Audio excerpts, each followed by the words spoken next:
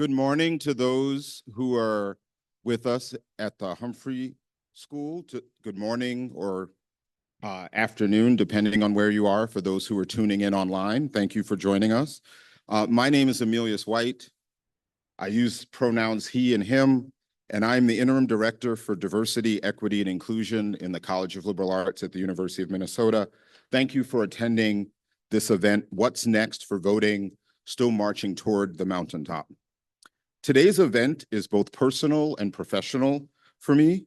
Professionally, it was born out of the college's DREAM initiative, which sought to use last year's 60th anniversary of the March on Washington for Jobs and Freedom as an opportunity to commemorate, foster reflection, educate, and amplify our shared social justice aspirations and actions for change.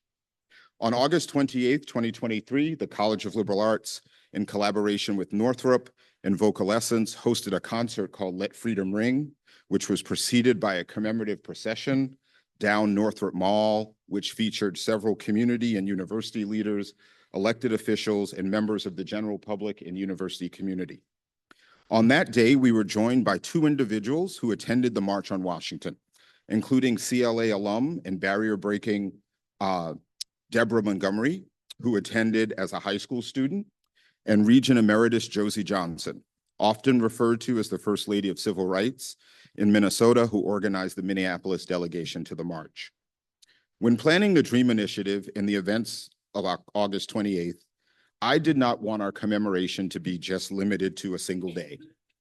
Among other goals, I wanted to use the anniversary as an impetus for the college to intentionally seek to maximize civic engagement and voting participation in all elections for all of those who are eligible to vote within the University of Minnesota, within the College of Liberal Arts community. On a personal level, I'm an elections judge in Minneapolis, and I have been for several years. But more important, my mother attended the March on Washington. And that fact has been both a personal point of pride, as well as a strong connection to one of the most historic days in our nation's history. 4 years ago, during the heat of COVID in New York City, where my mother lives, I suggested that she vote via absentee ballot rather than voting in person. My mother is in her 80s with various health conditions that would put her at risk for dying if she got COVID. But she would not even entertain the thought of not going to vote in person. I want every eligible voter to have that kind of passion about voting. My passion comes in part because I know that people literally died and put their lives at risk so that I could vote. Today's event will provide an opportunity to hear from several experts on topics such as advancements in voting rights and access since the March on Washington, challenges to voting for eligible voters and how they can be addressed, the tensions between calls for voter integrity initiatives and calls to fight voter suppression, and the role that misinformation plays in our elections. In addition, we wanted to take advantage of the wisdom in this room and online to identify tangible ways that you and others in the community can help to maximize voting in all elections, combat misinformation, and support our electoral process. I would be remiss, particularly as an alumni of the Humphrey School, if I did not mention that this event is taking place in a building named for a man, Hubert Humphrey, who is a champion of civil rights and who played a key role in the passage of the Civil Rights Act of 1964. It is my hope that this event will infuse some of the spirit and passion that manifested during the civil rights movement towards voting into how all of you and those within your spheres of influence engage with voting from this day forward. This panel is just part of today's event, and it's intended to launch a reflection about how you can contribute, how you can learn more about these issues, but also how you can contribute to addressing the problems that will be discussed that are on our minds. For those in person and those online, there is much more reflection and learning to do after the panel and the Q&A. After the conclusion of the panel, we will share instructions for our working lunch for all participants. Today's event was inspired by the 10 demands that were made on the federal government through the March on Washington, which included the demand for comprehensive and effective civil rights legislation from the Congress without compromise or filibuster to guarantee all Americans, among other things, the right to vote. Before I turn the stage over to our panel and moderator, I wanted to share some logistical information. This event is being live streamed, and all of our attendees will receive a link to a recording a few days after the event. During the last 15 or 20 minutes of the panel, there will be an opportunity for questions from the audience. Our guests on Zoom can submit questions throughout the discussion via the Q&A button at the bottom of their screen. Those in person can write down questions on the note cards on your table, and someone will pick them up. My colleague, Annabelle, who's sitting here in the front for those in person, if you raise your hand and try to get her attention, she will grab your question from you. For those present, gendered restrooms are located behind me to my right, as well as downstairs to my left. The nearest all-gender restrooms are located in Heller Hall, which is connected to this building by walking down a hallway at my far right. Those restrooms are located on the 1st, 4th, 5th, 7th, 9th, 10th, 11th, and 12th floors. There are water fountains behind me, behind the screen near the restrooms on this floor. I would now like to introduce our three panelists. We are joined today by Michael Minta, Professor of Political Science in the College of Liberal Arts here at the university. Professor Minta received his PhD in political science from the University of Michigan, Ann Arbor.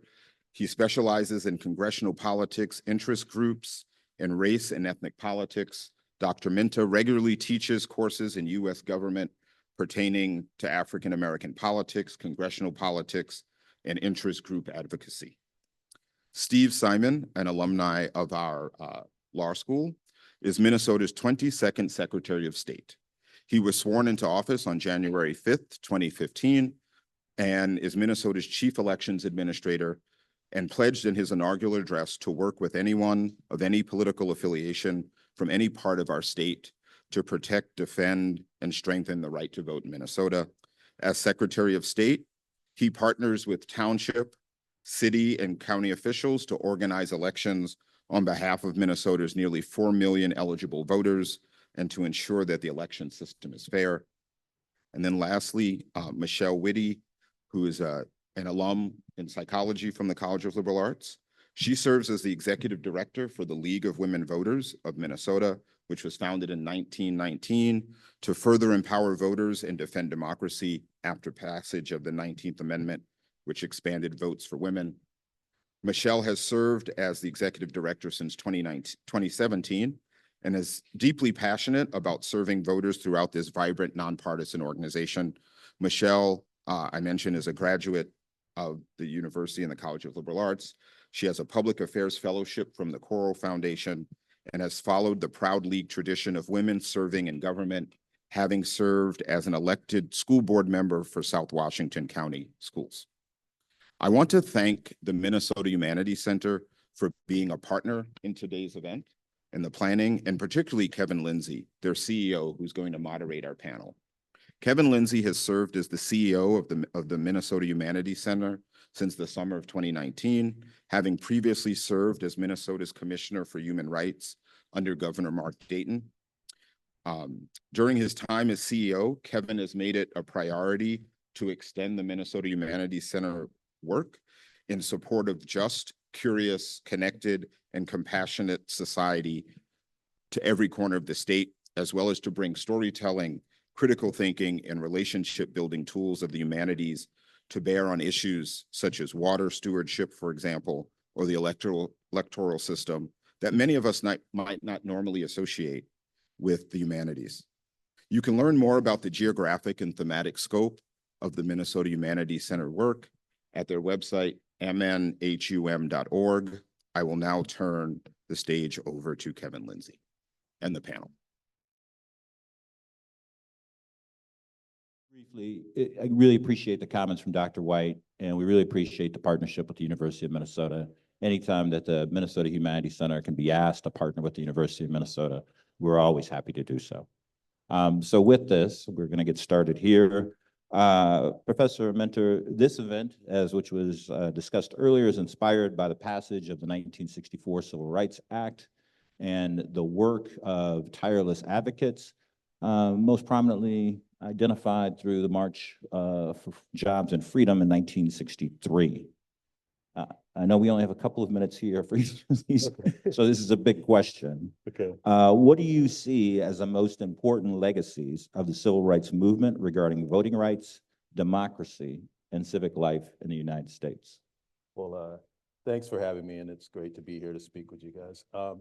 Yeah, it could take a whole semester to answer that question, but I'm going to try to do it in like 3 minutes. The one thing to remember is that this is the struggle for African Americans for inclusion in American civil society has been a long process. I mean, we can go back to I said American Civil War, but we can go back even further with the Civil War and the Reconstruction period, where you had the War Amendments, the 13th, 14th, the 14th Amendment, which we're all about, where it granted Blacks equal citizenship, birthright citizenship, and also the 15th Amendment, which granted Black men the right to vote. Now, remember, women could not vote at the time. Not only were Blacks voting during Reconstruction, but they were also getting elected to state legislatures, federal legislatures, US Senate, Congress. But then obviously there was much resistance to Blacks voting and participating in American political society.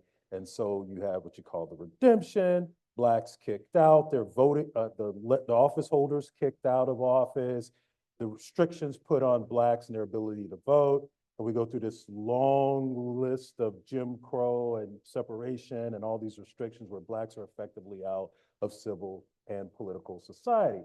So that brings us quickly to the 1950s and 1960s, where you have civil rights protesters, biracial, multi-ethnic coalition fighting for the rights that were promised to Blacks when the constitutional amendments in the Reconstruction era. So to include Blacks in political society in terms of voting and also to be full and first-class citizens.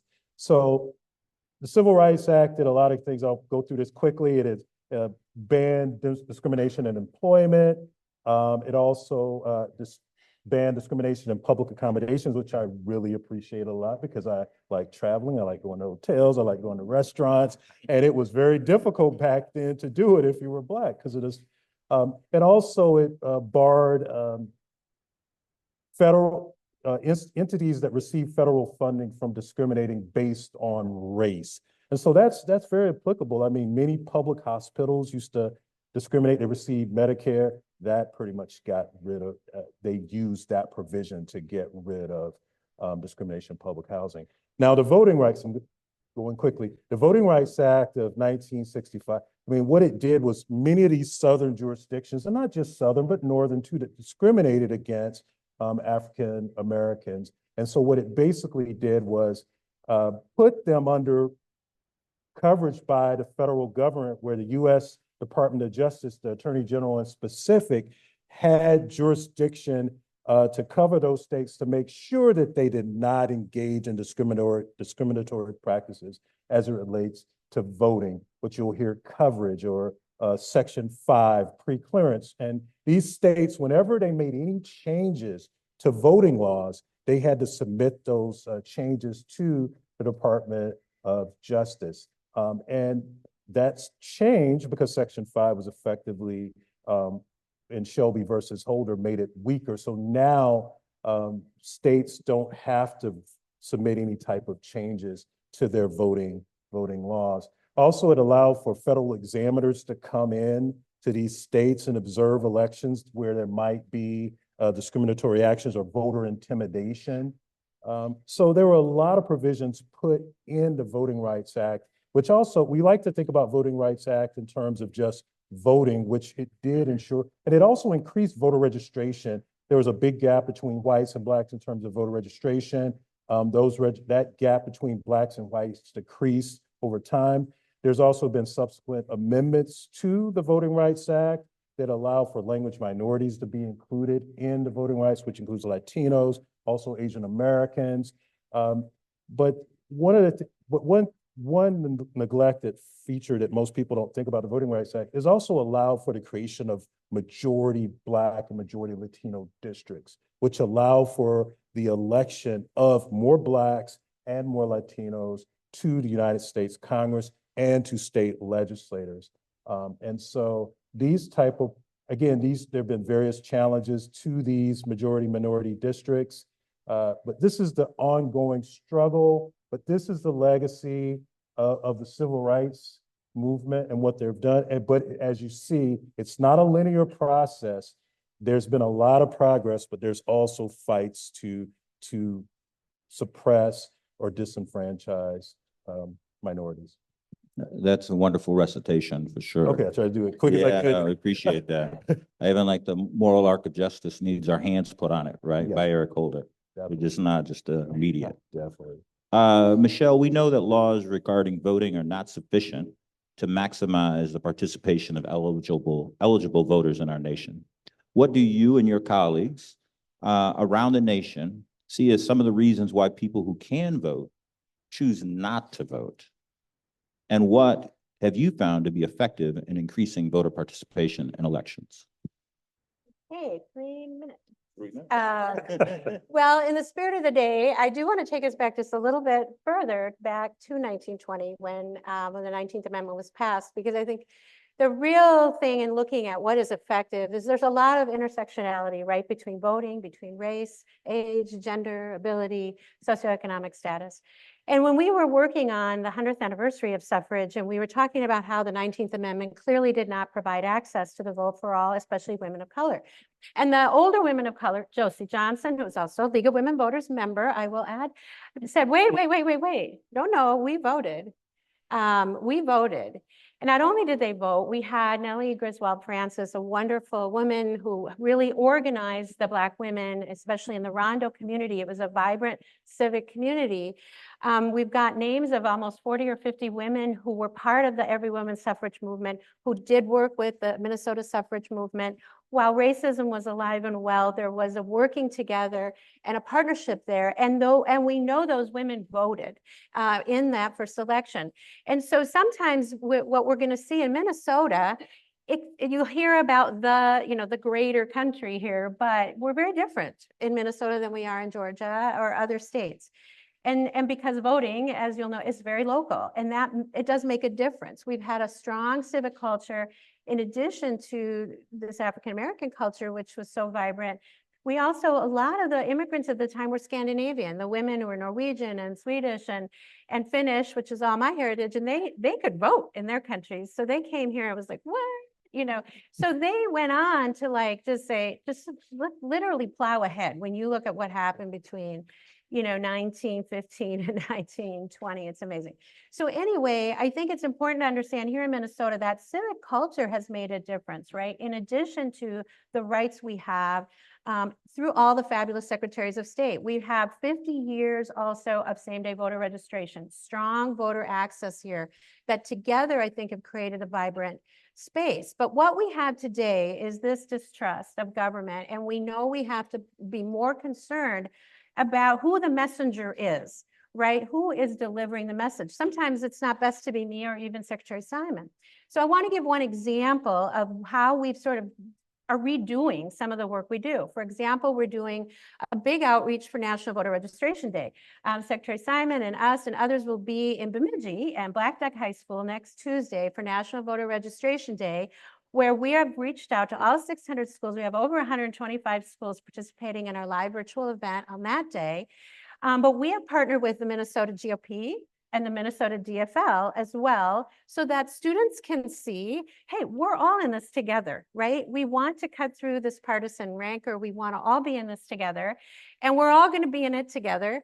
But those messengers, again, sometimes it is a teacher, sometimes it's someone in your community, someone from your political party.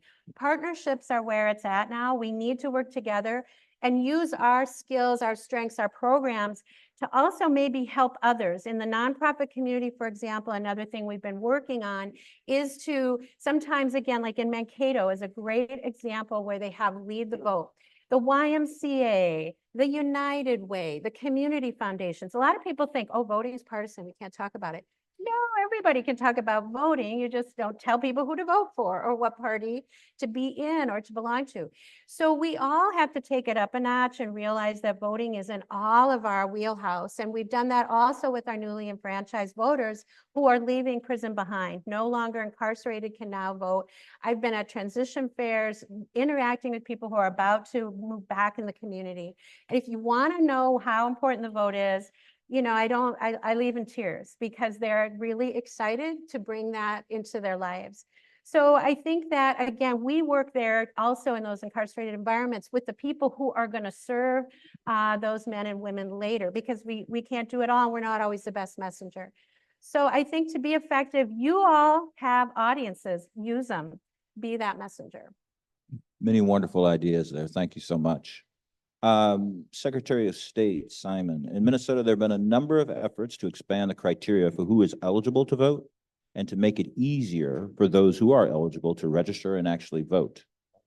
Can you summarize some of the most recent changes, including legislative changes, as well as initiatives that you have promoted, and we're thankful for that, through your office, and to the extent that some of these changes are appearing in other states? Yes. Well, first, thanks. Great to be with you. I'm a proud alum of the U of M Law School, just a few hundred yards that way. And my family bleeds maroon and gold. So it's great to be here, as always. If you ever invite me, I'll always say yes if I can make it.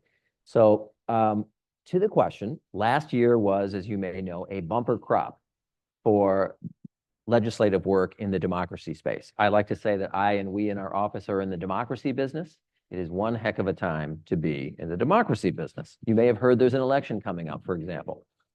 So last year in 2023, the legislature acted swiftly, decisively, and broadly on a number of fronts. But rather than give you a long laundry list, let me just focus on one in particular that best addresses your question, and that is the restoration of the freedom to vote for people who have left prison behind.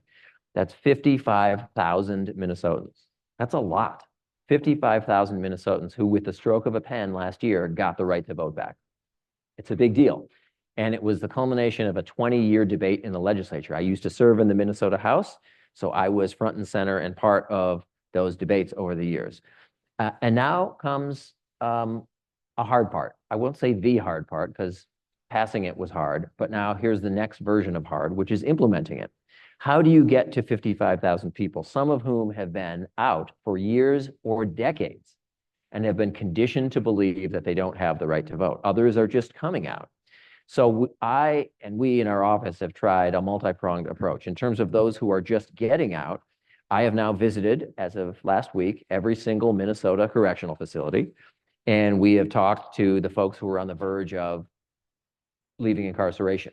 But that doesn't reach the folks who have been out for a long, long time. So we are partnering with the League of Women Voters and with others and a team of people around the state, faith groups, nonprofits of all kinds, in order to get at folks in a sort of multi-pronged strategy. So for our part, we're going to spend some money and we're going to send at least one mailing to as many of the 55,000 people as we can find. That will complement other mailings with different wordings and different sort of strategies from other groups. There's door knocking, there's phone calling if we know the phone number. And then we are going to be spending some money on some targeted digital media as well to get at these folks. The point is, we really need to work it. Let me give you an example of what would happen if you don't work it well. In Washington State, I'm going to pick on them, and I think in this limited instance, they deserve it. In Washington State a few years ago, they too re-enfranchised people who had left prison behind. And I told you in Minnesota, it was 55,000. It was some lower number, but it was still in the tens of thousands in Washington State. In the first election, after they re-enfranchised folks, you know how many people in Washington State who fit that category voted? 600. When I first saw it, I thought there must be a typo. They mean 6,000. I do not mean 6,000, 600. They didn't do the work. So we need to do the work, and we're doing that work. So I'll leave it at there. That's the one example I wanted to highlight.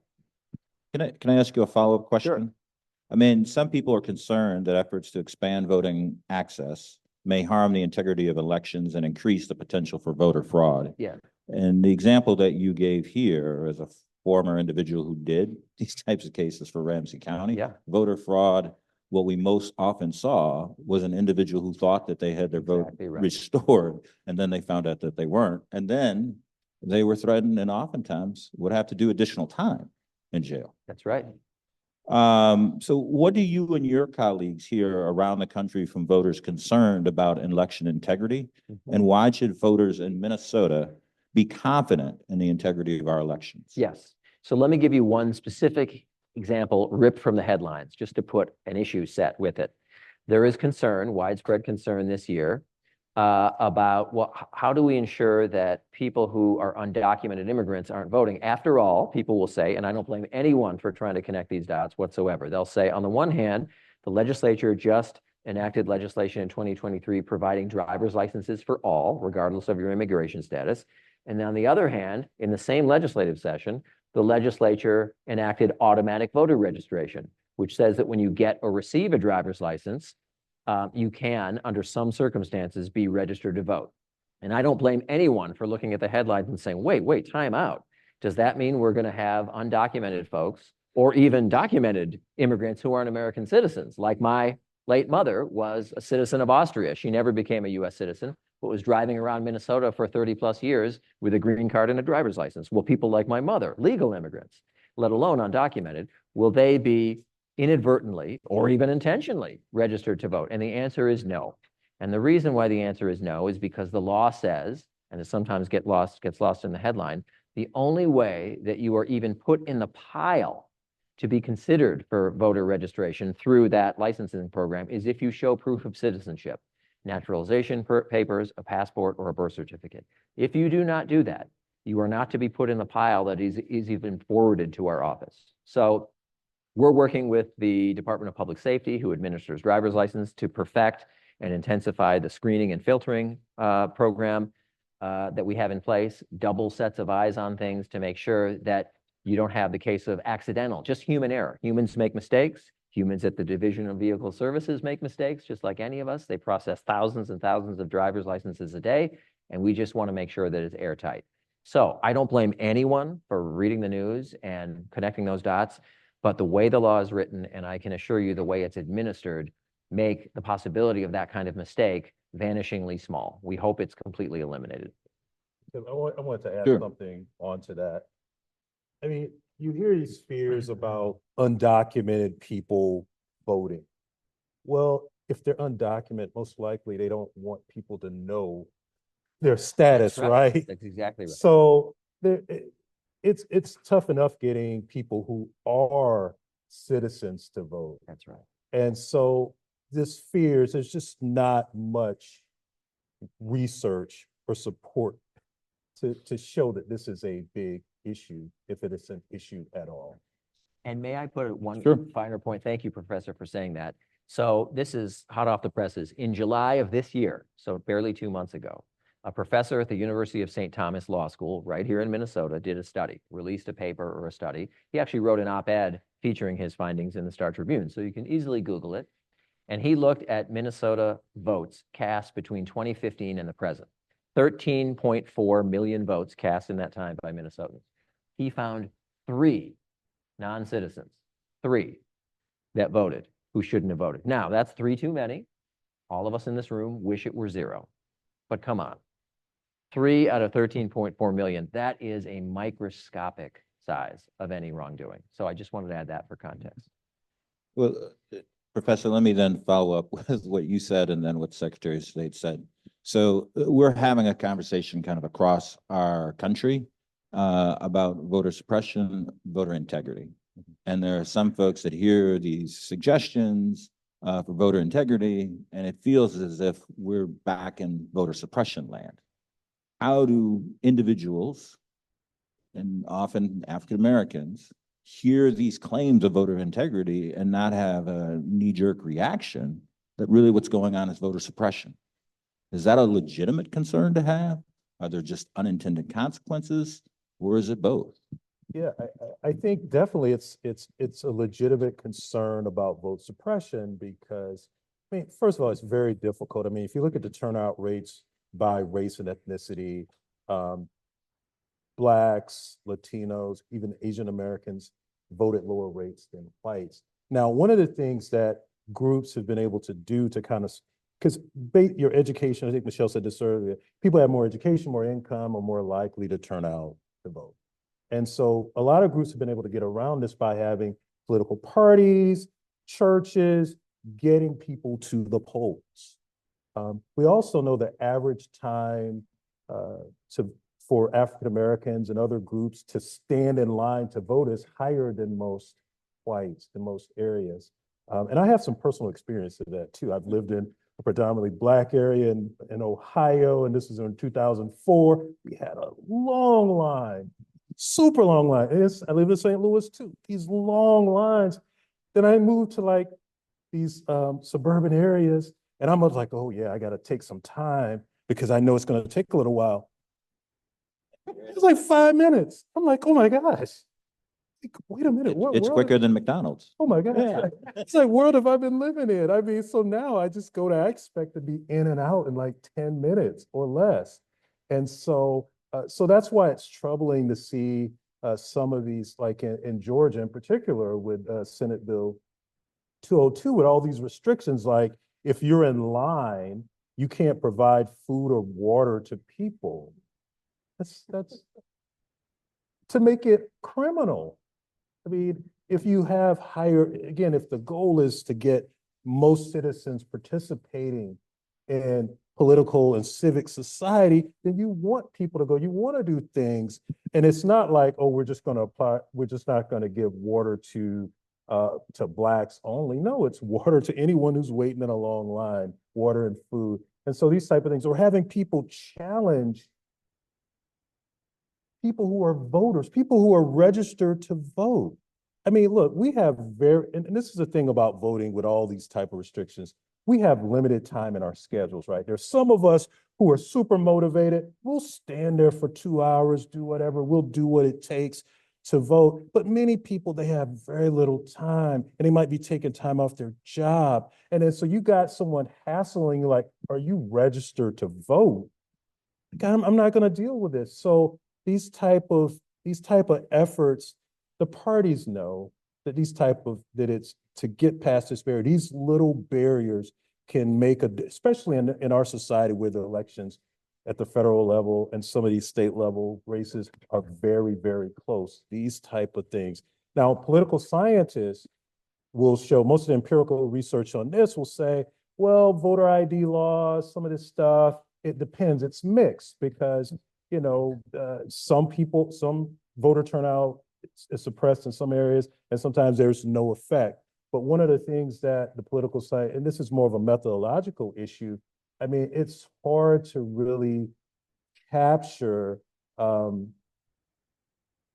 the minor details of what it may mean in the margins, like so a lot of what happens when you have these kind of efforts, you have to get parties and organizations and churches to invest more money in order to overcome these and education, like you were saying, education, you got to educate people about this. It takes a lot of money to do that. And anytime you put some type of restrictive provision, some group is going to have to spend money to educate people and to mobilize that. When you don't have those efforts where people are spending extra money and time to mobilize it, that's when those type of procedures can have a devastating effect. So one group that's sensing that devastating effect, and I'm also getting the sign here as to time, is the 18 to 34 age demographic within our society. I had a good chance to interview Bakari Sellers, and I think he aptly put it, is that we often think of people making a choice of voting for one of the two political parties, whether that's the Republicans or the Democrats, but there's a third, the couch. And a lot of people pick the couch because they don't believe there's really meaningful difference between the parties, and their vote's not really going to matter or change things in their communities because they don't see it. How do we combat that? How does the league and how do we as individuals combat that? Okay, so what I will say is this, first of all, what we do know, so 18 to 24-year-olds, as an example, we know when you look and they are voting a solid 20 points under the average in Minnesota. We lost 8% more of that in 22 elections. But when they are registered to vote, they vote over 90%. So there is a real honest thing we can do, which is why we're focused on and why the new law to pre-register 16 and 17-year-olds. We have the pre-registration of 16 and 17-year-olds, along with new civics requirements in Minnesota for 11th and 12th graders, because when people know, hey, wait, what's going on? You know, those are busy years. I mean, we all remember it was like 18 to 34, maybe some of us. That's a long time ago. But anyway, but getting them ready. And so I'm very excited because what we see is the evidence is when they're registered and ready, it's that confidence. I know where, and then getting that information, knowing who you're going to vote for. The number one reason people will still say they don't vote is because they didn't know who the people were. They didn't understand the process. There's so much out there now. You can take anyone to the polls with you, and not as many people as you want. So many languages that we speak to all the things. So there's lots of good stuff. But then it gets to that part of desire, right? And in our mission and our vision, the League of Women Voters, it's having the confidence and the desire to participate. And I think that's where your question's getting at. And I will say my desire became when I was an 18-year-old here on this campus. And we had this little illegal war in Central America, this little thing called apartheid. It was like this arms race, right? I was like, are you kidding me? I mean, I knew 2 Black people in my life before I came here. That's it. People don't have everything in front of them to know what it is. I got involved. I got on the bus. I went to the marches that were available to me at that time. We see our young people concerned. They're concerned about issues. They want to be involved. They want to be engaged. But the part I see and the part we all play in this room is what this day is about, is understanding that history. Because you know what? You might get on that bus like I did, and then you go, and I got arrested, CIA, and the whole deal. And then I voted, and everyone I voted for lost. And what do? Oh, okay. No, we got on the bus again, and you get on the bus again. And I think if you need motivation, you should pin John Lewis on your every morning on, or Josie Johnson or Nellie Griswold Francis on your mirror, because those people, to look at the life of John, I can't, don't cry because I'm going to cry. The life of John Lewis, there's a man on the Pettus Bridge. What did he know? He didn't know what he was doing. He put his life out there. So for someone to say, well, I don't like the candidate. I personally, that's hard to take because people fought really hard for that. And then look where he ended up. Also, what's the hope? The hope here is he became a congressman. And we now have the John Lewis Voting Rights Act right out there in front of us. Great things have happened because people put their life on the line. It is hard, and I understand. I remember what it was like. You want change, you want it now. Snapchat, 24 hours. Sorry, it won't work that way. People will not always win, and your issue may not always be on the top. And you know what? You might have candidates that don't believe everything you do. How many of your friends, you all agree? We don't. And that's the beauty. The beauty is, look at us. We are a diverse, amazingly diverse country. Conflict is built in to the democracy because we're not going to agree. The idea is to have a culture where, my daughter played hockey, right? And I'm like a hockey mom. I was a musical theater kid. But there they were, out there. This is a dangerous sport. But at the end of the game, somebody won, somebody lost. And they'd go down the line. They still do that. And they fist bump everybody. And then, you know what they didn't do? They didn't hit each other over the head with the sticks, right? Mm-hmm. But they went on to play again and again. This is a given. We will have conflict because people have different values and beliefs. We need to get through this like sports people do. We need to move on and take what we have and keep going and keep marching forward. So put John Lewis on your, I think that inspiration, and we also can just really quickly undersell that our people who are marginalized, part of it is not just seeing your vote for what it's going to do for me personally, because a lot of times it could take 72 years to get the right to vote for women, right? As it did, or any change, but we do it for the common good. What is it going to do for my community, my school district, my block, my neighborhood? I think people who are busy and challenged with anything, they also can see themselves as part of us and part of a greater good that we all will stand in line for if that's what it takes. Thank you so much. I really appreciate that. I see that we're getting the sign for Q&A from the audience, and I saw a lot of people busily writing at the table. So I will see if we have somebody who can collect the cards. While they're doing that, Secretary of State, if I could ask you one final question. Sure. This idea of just helping people register or making it easier to vote, sometimes that's viewed as skewing it for one party over the other. How do you allay the broader public's concerns that you're playing favorites? Here's what I'd say. You look at the major pieces of legislation that passed in Minnesota in 2023, the big reforms that passed. Every single one of them, without any exception, every single one was nonpartisan in origin and nonpartisan in effect. That's a fancy way of saying these are things that have been implemented for many years in some cases in red states, multiple red states, purple states, and blue states, multiple. And take pre-registration for high school students, 16 and 17-year-olds. Florida has that law. Louisiana has that law. When I was trying to get it passed in Minnesota, I leveraged my relationship with my counterpart in Louisiana, who, let's just say, we don't see the world alike. We have very different political complexions, but he wrote a letter, because I asked him to legislators saying, hey, we don't agree on everything, but we love this law. We love having pre-registration in Louisiana. So whether it's pre-registration, automatic voter registration, you know, restoring the freedom to vote for people who've left prison behind, you know which state was one of the early pioneers? North Dakota. Hardly a progressive paradise, right? So North Dakota has been doing it for years. Iowa's on its way to doing it. Nebraska, Kentucky.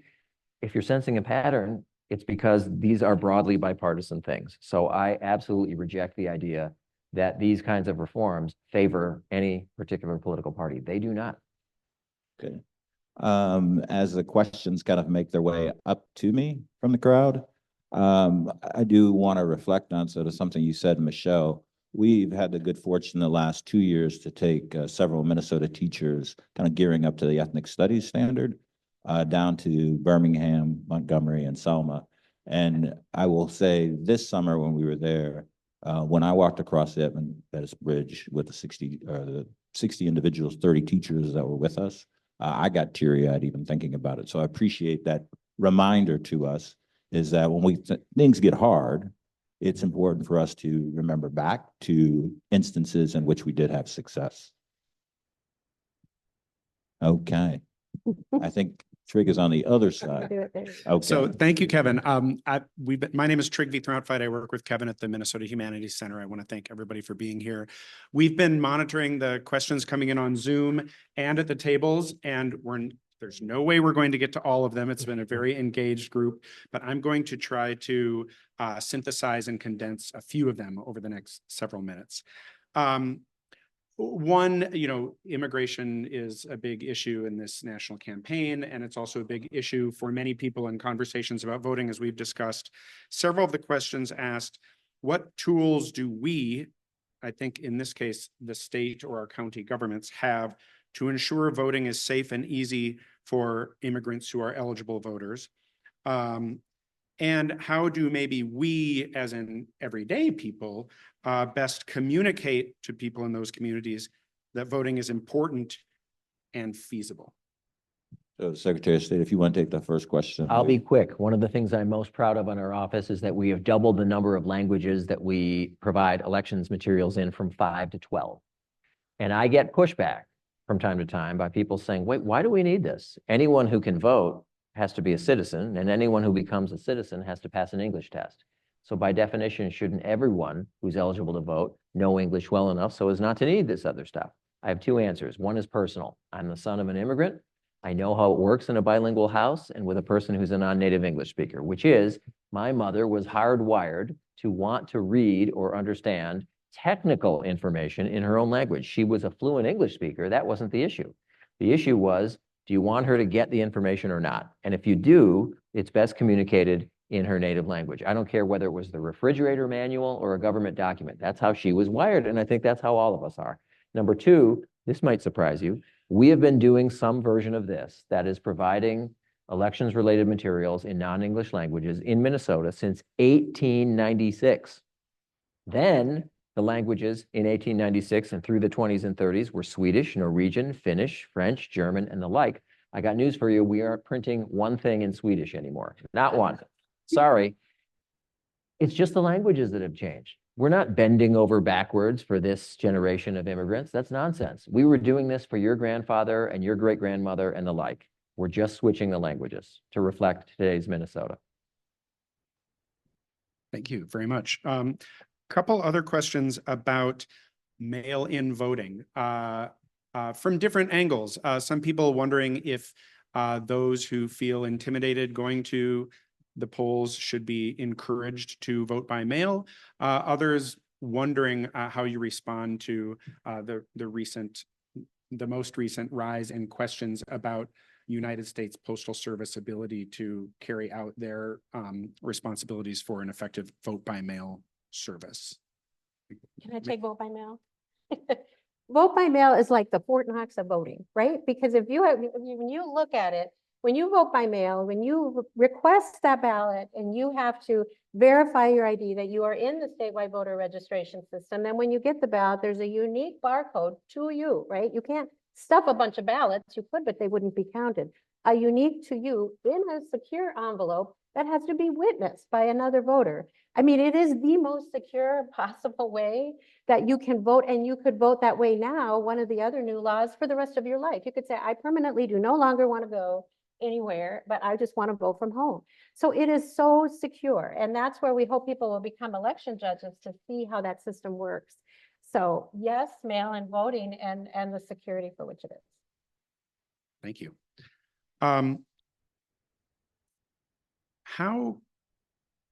How can we, whoever we are, respond to disinformation when we encounter it in people with whom we interact in our everyday lives, whether that it's a one-time interaction, whether it's someone in our family or our work circle? How can we respond to that disinformation, knowing that in the most strategic and compassionate way, knowing that we don't want to make people angry, and also knowing that there are some people who have an interest in promoting disinformation who may also be presenting themselves or be in a position of authority and endorsing what we might think of as disinformation. So how do we navigate this environment to be most effective when we encounter disinformation personally in someone else? Professor, do you have some thoughts I was on gonna that? say, is this a rhetorical question? If we knew the answer, we would get it done. I mean, a lot of this misinformation that you hear in disinformation, I mean, these platforms that we have in terms of social media and the way it amplifies this effect. And then also, unfortunately, some candidates are engaging in misinformation and disinformation. Some people, you know, if you're a strong partisan, if you're a strong Republican, strong Democrat in terms of how you affiliate with the party, that information, if it goes against your party affiliation, you're probably going to discount it. If you're kind of in the middle, like, you know, most Americans don't follow or watch politics as closely as many of us in this room probably do, right? And so, I mean, it's really incumbent on groups to really provide information or the correct information. So that's where the cost of this disinformation comes, because groups have to expend resources telling them, like, yes, they're not eating your pets, dogs or cats. I mean, that seems like, oh, that's just, but if people are putting out there, some people are like, yeah, maybe these immigrants are doing this. And so now a group has to spend time and resources to say that's not the case. So I don't know how we can do it. I mean, I don't know how you can stop parties or candidates from doing that without replying and saying that this is wrong. I mean, we could try to hold some of these media companies, social media, regular media, to hold them account and do more fact checking. But if the misinformation is coming at so quickly, Right. You don't have enough time to fact check. Like if we were sitting up here and talking, you fact checkers, you wouldn't have a free flowing conversation. So we've always relied upon candidates to really just try to be as factual and tell the truth. And that in our society now seems to be challenged. Is that just the cost of being involved in a democracy? So I can say during the time in which I worked at the state, I saw various legislative debates, and there would be sometimes I would sit there and go, I just don't really think that's an accurate statement that that person has just made. So is that something that we just have to accept, that there are going to be some players in the marketplace of ideas that are going to spread misinformation?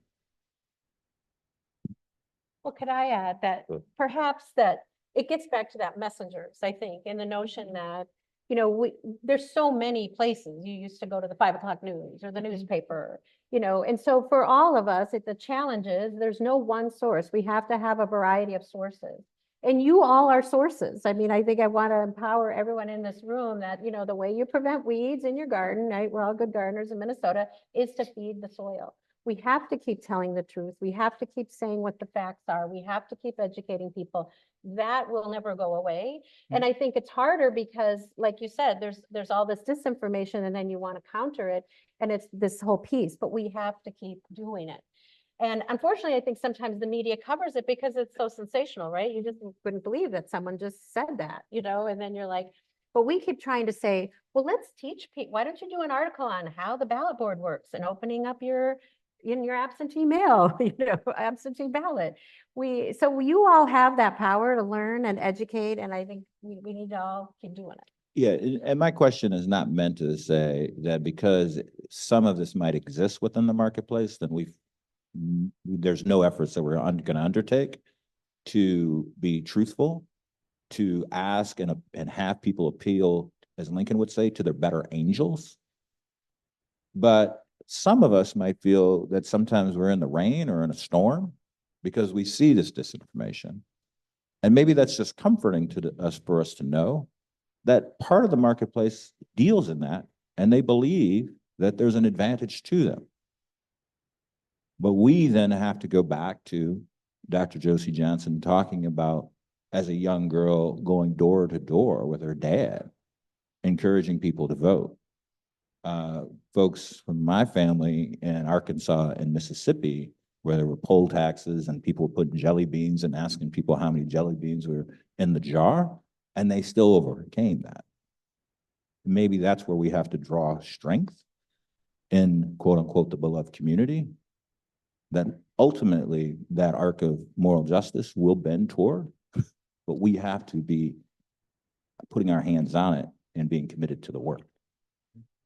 I would only say on that score that it's not a new problem.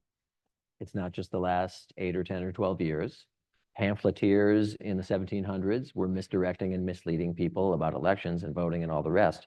What's different is, and the professor touched on it, there's a great point about just the speed here. I mean, it used to be we talk about the 24-hour news cycle, that's gone, right? I mean, that's completely gone. And now with the introduction of AI, that's a whole different session we could do on that. It's easier to impersonate someone with a deep fake. So it gains currency, it gains credence and credibility. The lie, the disinformation can travel faster and more quickly and be seemingly authentic. So we've overcome these kinds of challenges before. I'm actually kind of an optimist. I am an optimist about being able to overcome it. We learn, we adapt, and we can do it again if we all work together. So we have one more question. We have time for one more question. Several people, I'm going to try to wrap several questions together. Given that we do have some deep-seated problems with deep historical roots, whether it's the effectiveness of using disinformation to win your elections or to suppress voting, the fact that many people do feel that even when they are allowed to vote, even when they are lucky enough to have a system like we have in Minnesota, there are larger historical and structural factors that mean things don't change and automatically seem fairer to them on a systemic level, even when their person wins often.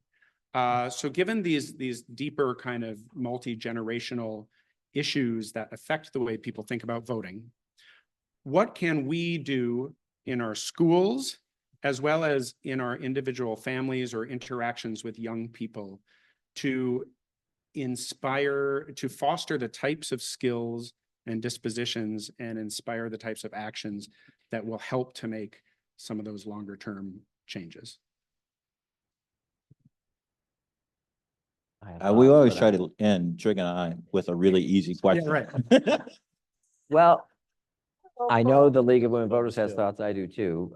You start. But, well, I will just say this, and let me just add one small piece, which is I think when we talk to young people in particular, my strong view is that we have to branch out beyond the more traditional arguments for voting, not ditch them, always use them, and in fact, start with them, but just add to them. The traditional reason for voting that young people are exposed to are, it's the right thing to do. It's about being something larger than yourself. It's about the fact that people fought and bled and died for the right to vote. All essential arguments. But I think increasingly we have to branch out and add to those arguments and say, you know, in addition to all that, this is about you. This is in your own self-interest to do. This isn't an act of charity. This is not a blood drive where you're asked to do this heroic, selfless act for someone you're probably never going to meet who will benefit from it. That's not what this is. That people and communities that vote tend to get more attention. They tend to. Doesn't mean they always will. It's not a slam dunk. And communities and people that tend to get more attention tend to get more of what they want. Tend to. It's all about the odds and the tendencies. Doesn't mean you will. It's not a guarantee. So the more we can add those arguments to the mix, that this isn't just charity, this isn't just do it to make your mom proud, this isn't just to do it to get a merit badge, this is in your interest, your personal interest, in addition to those other things. That, I think, in my experience, has been helpful. And I would add that all politics is local, right? We hear that, and that is absolutely true, right? We have 35 leagues all across the state, and everything, it's different. The things they do, they're different. The people they're working with are different. That's the beauty of democracy, is that voices matter at the individual and the collectively larger levels, and help people to see that. I mean, getting involved, it matters in your park board, on your advisory boards, in your city, in your school board, and all of those local areas, I think, could help people to better make the connections. Like, you know, both these gentlemen have said, between, you know, both your responsibility, but also your benefit by being more engaged and involved in our communities. It's essential. It's ongoing, and it's what underpins our democracy. And when you look at the safeguards that are in place, it's great, right? In some ways it's frustrating because you wish you could just wave a magic wand and everyone would vote this way. But by that same token, someone could take that magic wand away and make it all go away. And because we have local control and local involvement and it's our neighbors and our friends out there on the front line of being election judges, we keep that strength and hope, I feel, in our democracy alive. And I wanted to add, I mean, at the University of Minnesota, there's a survey, I mean, the Big Ten schools, and they keep data, which I didn't know until a few years ago, on voter turnout. And University of Minnesota in the Big Ten always seems to lead in voter turnout with young people. So yeah, we're doing something right here. The one thing I will say is that elections and voting, I mean, that's part of the story, right? And I think Steve and Michelle were saying that essentially you have to get involved in your civic organizations, your political organizations. You have to stay active, and also realize that change, and I mean, I think many of us in here realize that change takes time, right? It takes, just because you don't succeed at one time, you have to keep going. You have to organize people. You have to keep politicians accountable.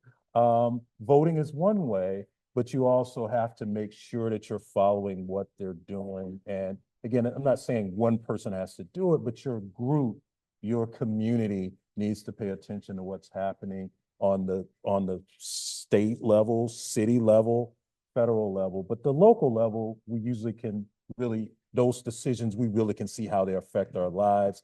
Actually at the federal level too, but definitely at the city and state local level, because that really matters.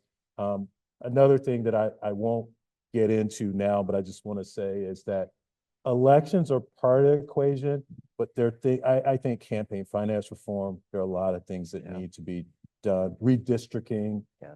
many College. like, so many Yeah. people think that they're voting for politicians, but a lot of times with redistricting, legislators can pick who their voters are. So there are a lot of things we can do to make our system better, and I encourage you to participate in those efforts.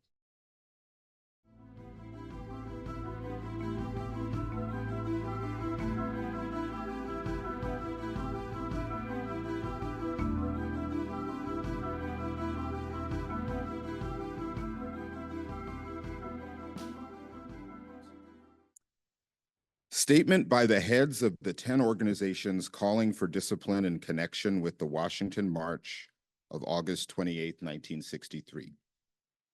The Washington March of August 28th is more than just a demonstration.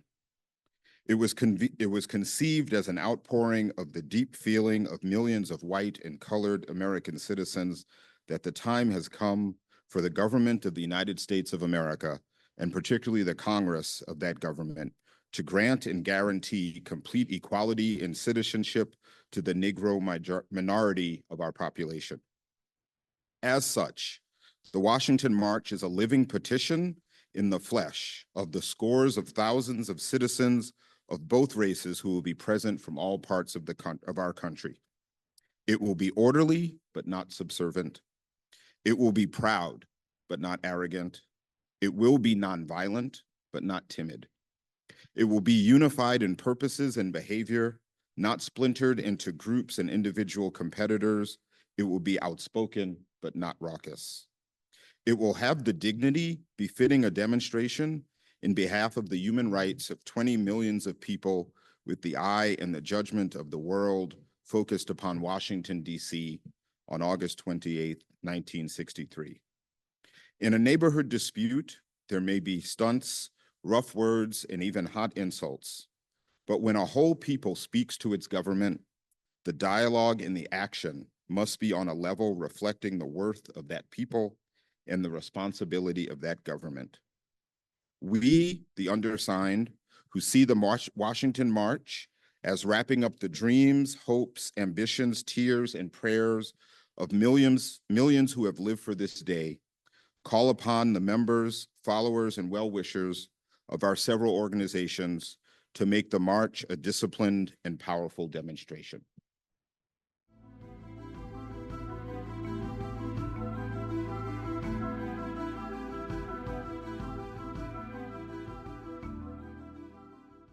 So thank you all for being here and for such a great event. I'm lucky that I get to come up with ideas and then work with people to make them happen. And so this is great. First, I'd like to thank our panel moderator, Kevin Lindsay, and our panelists, Secretary of State Steve Simon, CLA Professor Michael Minta, and Executive Director of the League of Women Voters, Michelle Whitty. Thank you for your insight and expertise this morning. I want to thank our audience for being so engaged today and helping to create a great learning environment for all who participated, but also for helping to create a tangible set of actions, which some of you will take, but you'll also pass on to folks in your sphere of influence and others in our community to help maximize voting in all elections and supporting our electoral process. I'd like to thank the planning team for today's event, including my colleague Megan Mell, Diane Lev, who's an enthusiastic volunteer. She is not here in person, she's online. Trig from the Minnesota Humanities Center. I also want to thank Trig for his great moderation of the Q&A and the working lunch portion of this event. He's been great to work with. While she's not here in person, my former colleague from the U and the College of Liberal Arts, Rebecca Moss, for her sketch notes. She shared a copy already from the notes she took from the panel discussion. And then she was just doing one for what we just did. You will receive copies of these via email. I would encourage you to share them with other people, post them online, share them. That's the intention. You will also receive a great resource guide that will complement our discussions with information about voting, how to counter misinformation, and other topics. And I would like to thank lastly, but not leastly, the volunteers who facilitated our table conversations. Yes, a round of applause for them. All of them, save one, are members of the university's Retirees Association. And so I appreciate, as a current university employee, I appreciate their continued dedication to the University of Minnesota. I didn't know if I could get 15, and it took not long for people to say yes, more than happy to help. And I appreciate all of our volunteers. The 15th one isn't a part of the association, but she used to work at the U, so she counts too. For those in person, there is a survey on your table. Please take a couple of moments to fill it out before you leave. And then just a couple more things, and then I'll get you out of here. Today, or Tuesday, excuse me, is National Voter Registration Day. It's been mentioned. I encourage you all to identify at least one person within your network. Could be someone who lives in Minnesota or wherever you live, could be someone who lives in another state who is not registered but is eligible to vote, and share information with them about how to register. Even though you can register to vote on Election Day in Minnesota, which is great, I always strongly encourage people to register in advance, because in my experience, nothing is worse than someone who comes in and they think they have the information they need. They have the Social Security document, but that doesn't count. They have other documents that don't count, and they don't know somebody who can vouch for them. They aren't able to go home and get the document. So I encourage people to register in advance, but in Minnesota, we are blessed that you can register on Election Day. Just make sure people have the information that they need. And lastly, on May 17th, 1957, Martin Luther King Jr. made another speech at the Lincoln Memorial, but to a crowd that would be 10 times smaller than the one he would address on August 28th, 1963, when he delivered his I Have a Dream speech. He was speaking on the 3rd anniversary of the Brown versus Board of Education Supreme Court ruling. He said in part, "Be more even, but even more. All types of conniving methods are still being used to prevent Negroes from becoming registered voters. The denial of this sacred right is a tragic betrayal of the highest mandates of our democratic tradition, and so our most urgent request to the President of the United States and every member of Congress is to give us the right to vote. Give us the ballot, and we will no longer have to worry the federal government about our basic rights. Give us the ballot, and we will no longer plead to the federal government for passage of an anti-lynching law. We will, by the power of our vote, write the law on the statute books of the South and bring an end to the dastardly acts of the hooded perpetrators of violence. Give us the ballot, and we will transform the salient misdeeds of bloodthirsty mobs into the calculated good deeds of orderly citizens. Give us the ballot, and we will fill our legislative halls with men of goodwill and send to the sacred halls of Congress men who will not sign a, quote, Southern manifesto, but because of their devotion to the manifesto of justice. Give us the ballot, and we will place judges on the benches of the South who will do justly and love mercy, and we will place at the head of the Southern states governors who will and who have felt not only the tang of the human, but the glow of the divine. Give us the ballot, and we will quietly and nonviolently, without rancor or bitterness, implement the Supreme Court's decision of May 17th, 1954. So in 2020, we have the ballot. A greater percentage of the United States' population are eligible to vote than could vote in 1954 or 1957 when Dr. King spoke those words. Dr. King spoke for many when he pleaded for the right to vote to be protected, because he knew that power came with that right. We need to continue to protect the right to vote. We also must do all that we can so that all who have the right to vote use it in each and every election. However, at the risk of disagreeing with my idol, Dr. King, we must also realize that as important as voting is, it is only one way to move toward a democracy and a nation that is fair and just, and that manifests the good intentions laid out in our founding documents. So to those online, thank you for joining us today. For those who are in person, thank you for being here. I would encourage you to take some time to connect with your fellow community members, as well as visit the information tables that we have here in the atrium. Stay safe, well, and hopeful. Thank you.